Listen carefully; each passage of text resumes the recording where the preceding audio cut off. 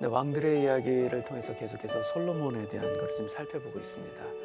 오늘 본문은 이제 열왕기상 이제 9장을 중심으로 살펴볼 텐데 솔로몬의 여러 가지 모습들이 조금씩 달라지는 모습을 우리는 보게 됩니다. 그 이유가 어디에 있는가? 또 그것에 대한 하나님의 마음이 또 솔로몬을 향해서 어떤 마음을 원하고 계시는가? 오늘 말씀을 통해서 우리 같이 한번 살펴보기를 원합니다. 기도하겠습니다. 하나님으로부터 멀어지는 우리의 시선들이 있다면 늘 삶의 자리에서 깨닫게 하여 주옵시고, 하나님 앞에 겸비하게 엎드려 있는 인생이 가장 축복의 인생이요, 하나님과 함께 있는 인생임을 우리가 오늘 고백하기를 원합니다. 형통할수록, 부할수록, 평안할수록 하나님 앞에 온전함을 지키는 것이 참으로 어렵다라는 것을 우리가 깨닫게 하여 주시사 더욱 우리의 영혼의 옷깃을 여밀 수 있는 저희 모두 되게 하여 주옵소서. 예수님의 이름으로 기도합나이다. 아멘. 오늘 성경 말씀은 열왕기상 9장 1절에서 5절까지 말씀 제가 먼저 봉독합니다. 솔로몬이 여호와의 성전과 왕궁 건축하기를 마치며 자기가 이루기를 원하던 모든 것을 마친 때에 여호와께서 전에 기브온에서 나타나신 같이 다시 솔로몬에게 나타나사 여호와께서 그에게 이르시되 내 기도와 내가 내 앞에서 간구한 바를 내가 들었은즉 나는 내가 건축한 이 성전을 거룩하게 구별하여 내 이름을 영원히 그곳에 두며 내 마음과 내 눈길과 내 마음이 항상 거기에 있으리니 내가 만일 내 아버지 다윗이 행함같이 마음을 온전히 하고 바르게 하여 내 앞에서 행하며 내가 네게 명령한 대로 온갖 일에 순종하여 내 법도와 율례를 지키면 내가 내 아버지 다윗에게 말하기를 이스라엘의 왕위에 오를 사람이 내게서 끊어지지 아니하리라 한 대로 내 이스라엘의 왕위를 영원히 견고하게 하려니와. 아멘. 오늘 우리가 성경 말씀을 읽었지만 솔로몬이 성전과 왕궁 건축하기를 마치며 자기가 이루기를 원하던 모든 것을 마친 때라고 지금 이 시점이 기록되어 있습니다. 그러니까 성전과 왕궁을 건축한 것이 20년의 그런 걸친 대역사였기 때문에 최소한 그 시간이 지났다는 것을 우리는 이 성경을 통해서 알게 되고요. 그리고 나서 여호와께서 전에 기브온에서 솔로몬에게 나타나신 것처럼 다시 솔로몬에게 나타나사라고 지금 표현되어 있습니다. 오랜 시간이 벌써 흘렀죠. 근데 두 번째 다시 나타나셨다라고 말씀하시면서 솔로몬에게 하나님의 말씀을 지금 들려주고 있습니다. 처음 기브온에서 하나님께서 솔로몬에게 나타나셨을 때는 하나님께서 솔로몬에게 너가 원하는 것이 네가 무엇을 원하느냐 내게 구하라. 그래서 솔로몬이 지혜를 구하지 않습니까? 근데 지혜만 구했던 솔로몬에게 부와 명예와 장수하는 것까지 다 이렇게 주시는 하나님의 모습을 우리는 보게 됩니다. 근데 오늘 나타나서 두 번째 나타나셔서 솔로몬에게 말씀하시는 이 하나님의 말씀을 우리가 쭉 읽어보면은 처음 나타나셔서 솔로몬에게 하셨던 말씀, 물론 이제 지혜에 대한 축복의 말씀들이 더 있었지만 그거 이외에 다른 말씀들을 가만히 보면은 처음 주셨던 말씀과 지금 주시는 말씀이 크게 다르지 않습니다. 거의 비슷한 말씀입니다. 무슨 말씀이냐면 처음 주셨던 말씀을 지금 다시 재확인하고 있는 것을 우리는 이 성경을 통해서 보게 됩니다. 그러니까 내 아버지 다윗처럼 내가 여호와의 말씀에 청종하고 그대로 순종하면 축복과 은혜를 계속 누리게 될 것이요. 만일 그렇지 아니하면 하나님께서 7절에 이렇게 얘기하죠. 내가 거룩하게 구별한 이 성전이라도 내 앞에서 던져버리겠다. 이 말씀을 하십니다. 그러니까 두 가지를 명확하게 하신 것이죠.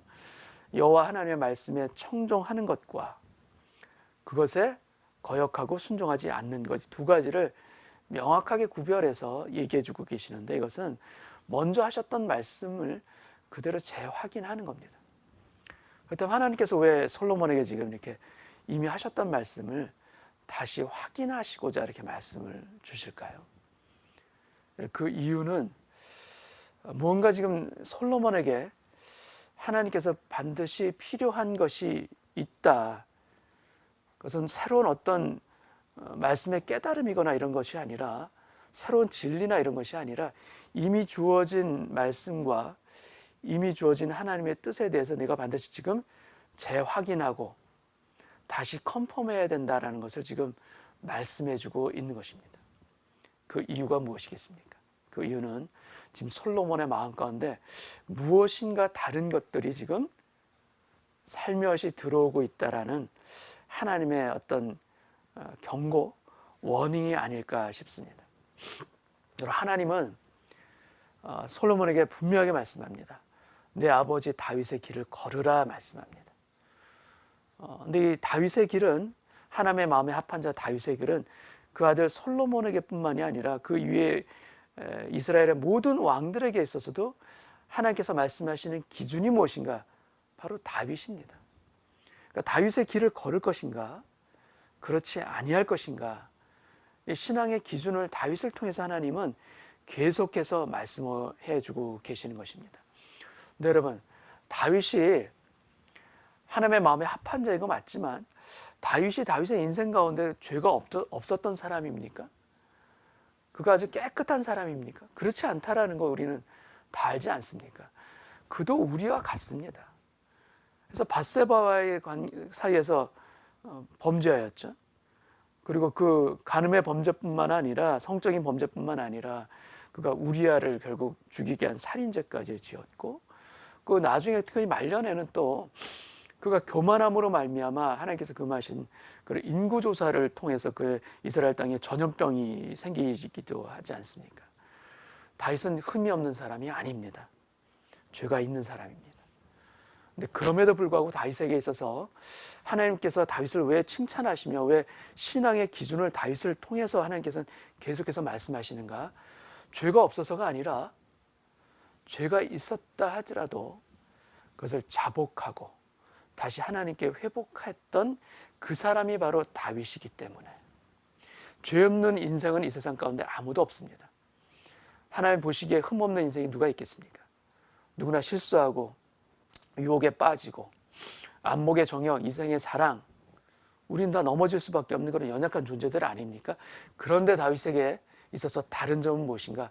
진실로 회복하고 자복하고 돌아온 사람이 또한 다윗입니다. 그리고 그 마음 가운데 그는 하나님을 사랑하는 그 사랑의 마음, 하나님을 경외하는 마음이 늘 있었던 사람이에요. 여러분 가만히 보십시오. 지금 솔로몬, 이 상황에 있어서 솔로몬은 그가 아버지 다윗처럼 간음을 저질렀던 죄를 짓지도 아니하였고, 누구를 고의로 살인한 적도 없었고, 지금 솔로몬의 인생을 보면은 아버지 다윗에게 보여줬던 그런 범죄함과 교만함이 지금 현재로서는 나타나지 않아요. 그런데 왜 하나님께서는 솔로몬에게 다시 이미 주셨던 말씀을 재확인하면서 너는 아버지 다윗의 길을 지켜라, 왜 말씀을 주시겠습니까? 그의 마음 가운데 아버지 다윗이 가졌던 그 온전함들, 하나님의 경외함들, 하나님의 말씀 그대로 따르고자 살고자 하는 그 하나님을 두려워하는 그 마음들이 지금 많이 희석된 거예요. 그것이 점차 사라지고 있는 것을 하나님께서는 지금 솔로몬에게 경고하고 있는 것입니다. 여러분, 그 모습들이, 징표가 솔로몬에게 나타나는 것을 우리는 이 9장을 통해서 보게 됩니다. 10절을 통해서 보게 되면은 솔로몬이 그 성전을 짓고 왕궁을 지을 때 가장 큰 많은 그런 도움을 주었던 왕, 그 두로 왕 히람 이야기가 이때 나타납니다. 근데 뭐라고 나타나냐면은 거기 그 11절에 이렇게 되어 있습니다. 갈릴리 땅의 성읍 20곳을 히람에게 주었으니 이는 두로 왕 히람이 솔로몬에게 그 온갖 소원대로 백향목과 잣나무와 금을 제공하였음이라. 그러니까 두로 왕 히람이 성전과 왕궁을 짓는데 이 모든 것들을 제공하였고, 그거에 대한 약속으로 솔로몬은 갈릴리 땅의 성읍 20곳을 히람에게 주기로 약속한 것이죠. 근데 그 약속을 이제 지키는데 12절에 보면 이렇게 되어 있습니다. 히람이 두로에서 와서 솔로몬이 자기에게 준 성읍들을 보고 눈에 들지 아니하여. 뭔가 눈에 들지 않는 거예요.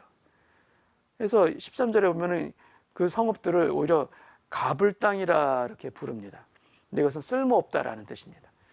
그러니까 두로왕 히람이 그 약속대로 20개의 성읍을 받기는 받았는데 가만히 보니까 이것이 쓸모없는 것을 받은 거예요. 그럼 마치 최선을 다해서 약속을 이행하고 계약을 이행했는데 돌아온 것은 거의 약속대로 이행되지 않은 상황들, 이것을 지금 히람이 느낀 것입니다. 여러분, 하나님은 신실하십니다. 하나님의 약속하신 바를 신실하게 이루어 가시고 또 약속하신 바를 신실하게 이루어 가실 뿐만 아니라 우리가 설령 약속한 바를 제대로 이루지 못했다 할지라도 하나님은 끝까지 신실하십니다.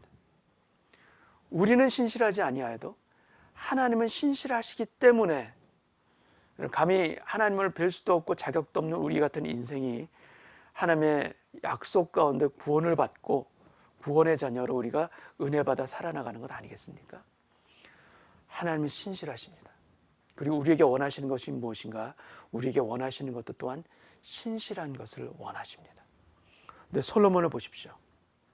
솔로몬은 두로왕 히람에게 지금 신실함을 보이지 못하고 있습니다. 여러분, 우리가 하나님과의 관계에 있어서 신실하고 충성된 모습이 우리에게 너무나도 중요한데 그것이 무엇을 통해서 우리는 또 나타나는가?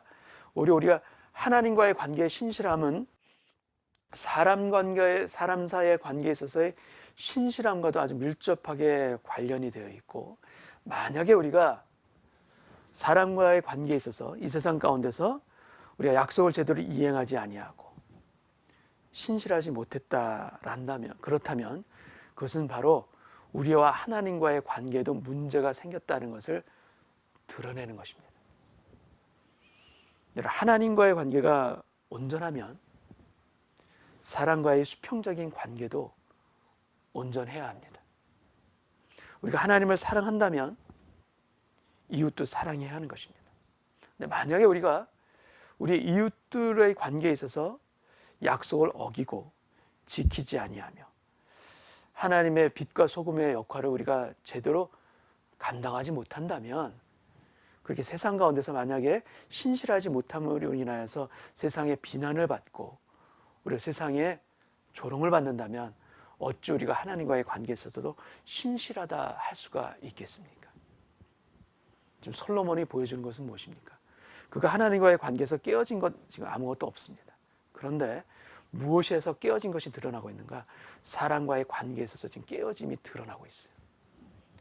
가장 자신을 위해서 애쓰고 도와주었던 두로왕 히람과의 관계에서 벌써 균열이 발생한 것이고, 그 이유는 솔로몬이 그에게 신실하지 않은 것입니다. 이것은 무엇을 나타냅니까? 이것은 바로 하나님과의 관계에 있어서도 문제가 드러나기 시작했다라는 것을 보여주고 있는 증거입니다. 또 한 가지 또 열왕기상 9장은 또 보여주고 있는 것이 있습니다. 그것은 무엇인가 하면, 이렇게 오랫동안 성전과 궁전을 건축하고 나서 그 이후에도 솔로몬은 또 많은 건축을 하게 됩니다. 예루살렘 성과 하솔과 무깃도와 게셀을 건축하려 하였습니다. 이렇게 많은 건축을 계속하게 되는데, 이 건축을 하는 과정 가운데서 그 이전에 보여줬던 솔로몬의 모습과 이 이후에 보여지는 솔로몬의 모습이 달라졌다라는 것을 우리는 성경을 통해서 보게 됩니다. 성전을 지을 때는 솔로몬이 어떻게 성전을 짓게 됐냐면, 그 성전을 짓는 사람들을 한 달은 일을 하고요, 2달은 쉽니다. 돌아가면서 이렇게 일을 할 수 있도록 이렇게 역군들을, 일하는 사람들을 이렇게 구성을 한 것이죠. 3달 일하고 2달을 쉴 수 있도록 해줬기 때문에 굉장히 좋은 여건하에서, 그리고 긍지를 가지고 하나님의 성전을 짓고 왕궁을 짓는다는 그런 긍지를 가지고 백성들이 이 건축에 임했던 것입니다. 근데 지금 보여주는 이 건축의 모습은 어떻게 되는가? 제가 21절을 읽으면 이렇게 됩니다. 곧 이스라엘 자손이 다 멸하지 못함으로 그 땅에 남아있는 그들의 자손들을 솔로몬이 노예로 역군을 삼아 오늘까지 이르렀을 때, 그러니까 지금 이제 솔로몬이 건축하는 가운데 있어서 일하는 사람들을 성경은 어떻게 적고 있냐면은 그 당시 그 땅에 남아 있었던 그 사람들, 가나안 사람들이죠. 그 사람들을 노예로 역군을 삼았다라고 되어 있습니다. 이스라엘 백성들을 노예로 삼지 않았지만 그 주변에 있던 이방 민족을 노예로 삼아 그들을 역군을 삼은 것입니다. 그 전에 건축할 때 그 모습과 지금 보여주는 솔로몬의 모습이 달라집니다. 그 전에는 이스라엘 백성들 긍지를 가지고 하나님에 대한 소명을 가지고 건축을 했다면 지금은 노예로 건축을 합니다. 이 이후에 솔로몬이 죽고 난 이후에 이스라엘 백성들이 그 솔로몬의 아들이었던 르호보암에게 와서 그 아버지 선대왕 그 솔로몬 때 우리가 강제로 노역을 당하고 심한 고역을 했다라고 이렇게 표현하면서 결국 그 일이 나라가 남북으로 갈라지는 분단이 되어지는 그런 비극의 그 씨앗이 되지 않습니까? 일하는 사람들을 대하는 모습에 달라짐을 보게 됩니다. 사람들 사이의 관계에 있어서 달라진 것입니다. 여러분, 우리가 하나님께 신실해야 된다면 사람들과의 관계에 있어서도 우리는 신실해야 합니다. 우리가 함께하는 비즈니스든 이웃이든 다 동일합니다. 우리가 그들에게 정말 진심으로 대하여야 하고 세상 사람들보다 더 깨끗하게, 더 정직하게, 더 신뢰를 담아서 대해야 할 것이고 그들과 함께 일을 해야 될 것입니다. 그리할 때 여러분 하나님 아버지와의 관계도 온전하게 세워진다는 것 우리가 기억하기를 원합니다. 하나님 아버지 앞에 드리는 우리 성전에서 드리는 예배는 정성되지만 일터에서 우리의 삶 가운데서 드려지는 세상과의 관계가 만약에 온전하지 않다라면 하나님께서는 그 제사, 그 예배 기뻐하지 않으십니다.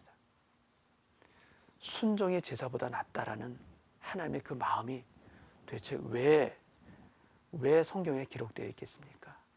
삶의 자리에서 사람들과의 관계에 있어서 우리가 하나님을 대하든 주님을 대하든 정말 신실하게 세상 사람들에게 이웃에게 대한다면 그것을 통하여서 하나님은 하나님의 영광을 우리 삶 가운데서 드러나게 하실 것이요, 그러한 삶을 통해서 하나님의 은혜와 축복은 멈추지 아니하고 솔로몬에게 이야기했듯이 내 아버지 다윗처럼 그 길을 걷게 된다면 너는 축복의 길, 형통의 길을 계속해서 걷게 될 것이요, 만일 그렇지 아니한다면 내 거룩한 이름을 두겠다 약속했던 그 성전이라도 내가 치워버리리라. 하나님은 분명하게 말씀하십니다. 삶의 자리에서, 이웃과의 관계에서, 세상에서 우리가 하나님의 말씀을 지키고 순종함으로 말미암아 신실하게 살아갈 때 여러분 하나님께서 우리의 모든 삶의 자리들마다, 삶의 국면들마다 하나님의 은혜와 지키심과 보호하심으로 끝까지 우리와 함께 하실 것을 믿습니다. 특별히 어려운 시대를 살고 있는 우리들, 어려울수록 더 하나님의 말씀의 원칙을 지키며 그래서 생명으로 여기며 정직하게, 깨끗하게, 신실하게 살아갈 수 있는 저와 여러분 되시기를 주님의 이름으로 축원합니다. 그것이 진정 살아나는 길이요, 그것이 진정 하나님께서 기뻐하시는 길이요, 그것을 통해서 진정 하나님의 은혜와 축복과 형통함은 우리의 가정과 일터에 하나님께서 반드시 베풀어 주신다. 이 믿음이 우리 삶에 끝까지 우리가 지키고 살아가는 생명과 같은 말씀이 되시기를 주님의 이름으로 축복합니다. 기도하겠습니다. 하나님 아버지, 다윗의 길로 걷게 하여 주옵소서. 우리가 죄짓지 않는 인생이 누가 있겠습니까? 유혹에 넘어지고 쓰러지고 두려워하고 불안해하는 그런 연약함들이 우리 모두에게 다 있습니다. 그러나 그 연약함 가운데에도 마음을 돌이켜 하나님께 자복하며 끝까지 하나님을 사랑하고 신뢰하고 하나님을 향한 그 마음이 지켜지는 그 인생을 하나님께서는 오히려 지켜주시고 축복하시며 형통케 하신다는 것, 우리 마음 안에 굳게 붙들게 하여 주셔서 세상 사람들의 관계에 있어서도 신실하게, 정직하게, 깨끗하게 주님을 대하듯이 우리가 대할 수 있는 저희 모두 되게 하여 주시사 살아계신 하나님의 은혜와 축복이 우리의 가정에서 끊어지지 아니하고, 특별히 어려운 시대를 살고 있는 우리들 이때에도 더욱 살아있는 하나님의 아들과 딸로서 살아가는 저희들 되게 하여 주시사 주님, 신실한 저희들 되게 하여 주옵소서. 하나님의 언약의 말씀을 끝까지 붙들고 살아가는 저희들 되게 하여 주시사 우리 어려운 시대에 하나님의 빛이 저희들을 통하여서 세상 가운데 드러날 수 있도록 빛과 소금의 역할을 다하는 저희 모두 되게 하여 주옵소서. 예수님의 이름으로 기도함나이다. 아멘.